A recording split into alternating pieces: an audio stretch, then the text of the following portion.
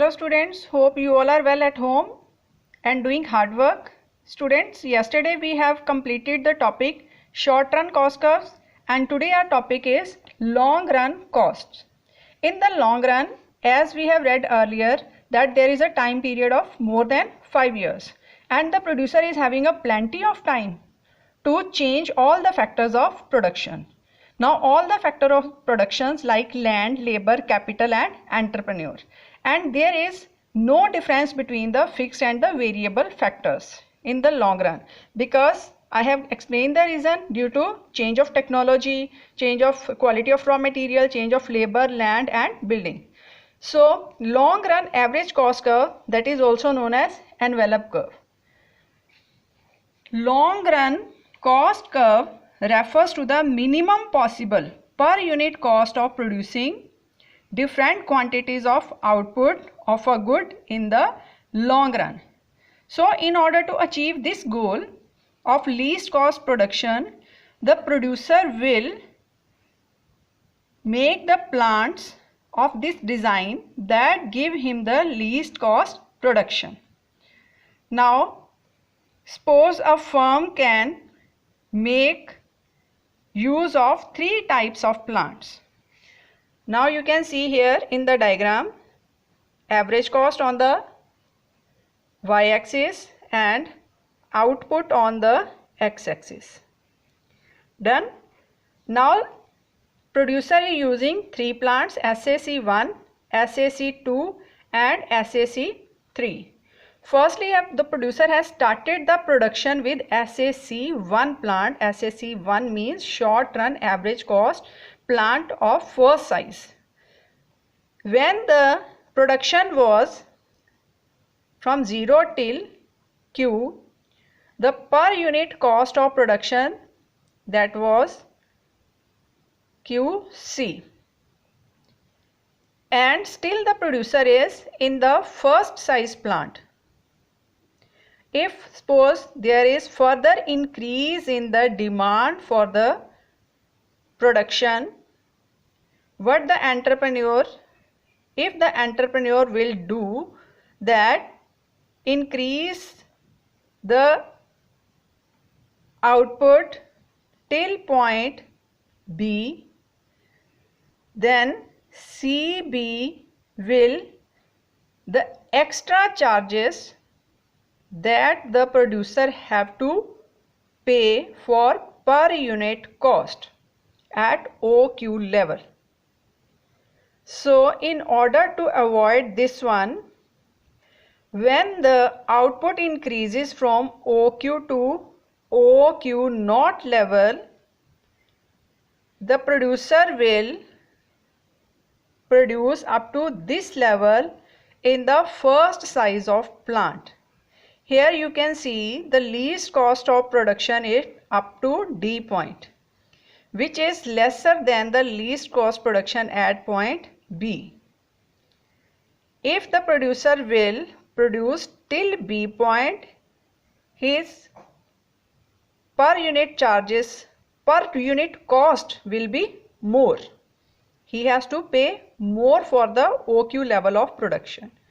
So he decided to continue with the SAC1 curve till point D without going to the second plant size, that is SAC2. So now when there is a further increase in the output from OQ naught to OQ2, per unit production again least, and the producer will continue in the plant size SAC2 till point OQ2. Now next question is, if further demand for the production will be there, the producer will think about the SAC3 envelope curve. So the points I have darken here, the bold lines of the SAC curves showing the lower envelopes of the plant sizes. So this is about the short run average cost curves. Now students, we assume that there are large number of plants available, SAC1, SAC2, SAC3, SAC4, SAC5. SAC means short run average cost. And each plant size having least cost of production. And this we can see from the tangency point of the SAC1 with the LAC curve. When the output level was OQ1 at point A, tangency point with the LAC curve, both LAC curve also falling part and SAC curve also falling part, and tangency point is at A.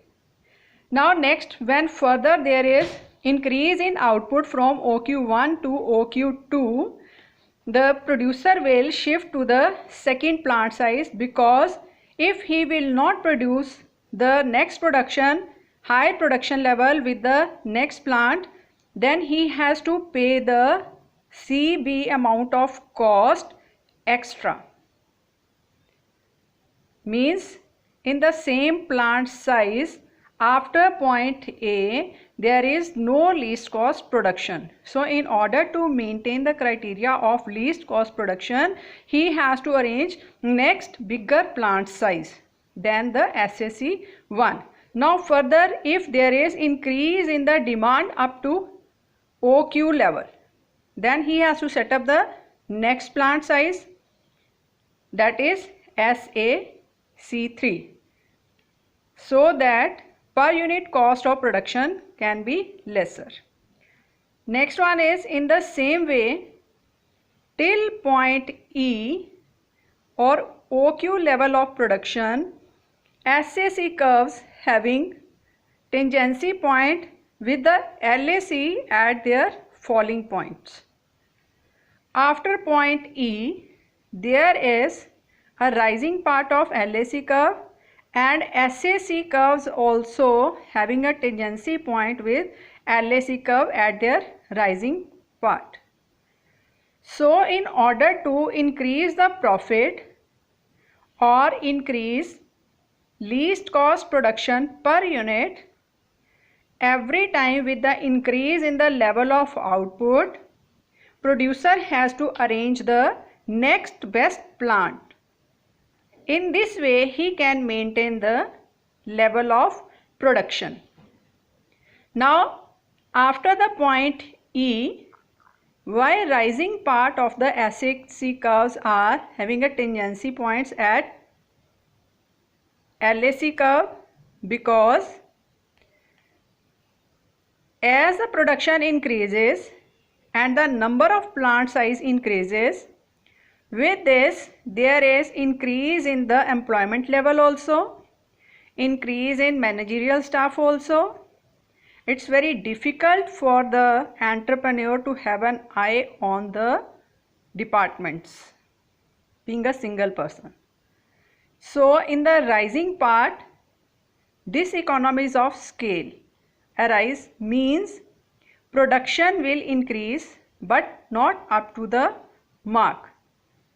Rate of production will be lesser, because in the falling part of the LAC curve there are economies of scale, staff was lesser, and having a strict watch on all the workers and laborers, and everybody having enthusiasm to make the plants successful. So least cost production is here. Now next one is, when the long run marginal cost curves are there. In the long run marginal cost curves, see, we are going to take three plant size, SAC1, SAC2 and SAC3. SAC1 means short run average cost curve, one plant. SAC2 short run average cost, second plant. Short run average cost, third plant. Now in this, SMC means short run marginal cost, 1 short run marginal cost, 2 short run marginal cost, 3, and in the same way LAC long run average cost, and LMC means long run marginal cost.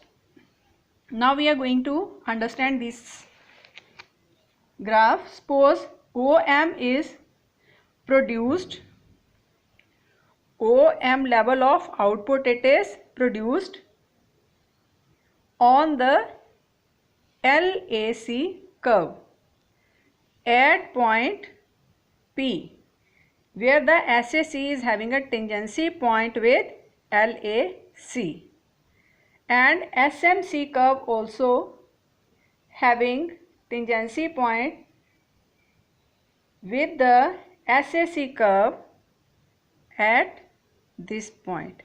SMC curve cuts the SAC curve at its lowest point, but the least cost production with the SAC plant, it is up to P point only.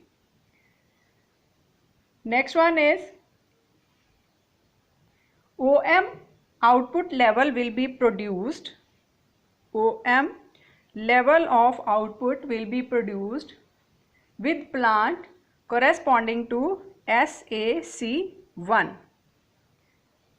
and SMC1.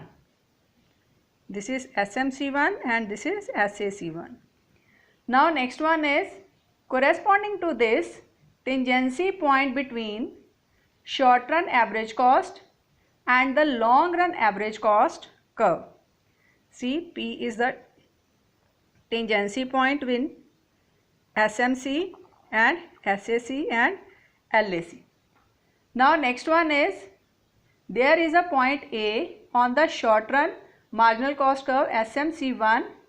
This signifies that OM level of output is there, OM level of output. The long run marginal cost curve is MA. This part you can see, this is MA, long run average cost.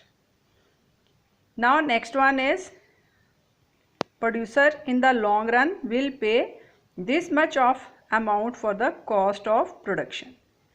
Now next one is LM. Next is, similarly, if OM1 level of output will be there, in the long run it must be produced at point P1, where SAC2, SMC2 and LAC intersect at point P. So this is the least cost production in the long run with plant size SAC2. Next one is, when the output increase from OM1 to OM2, producer has to build another plant, that is SAC3, having a tangency point at P2 with LAC.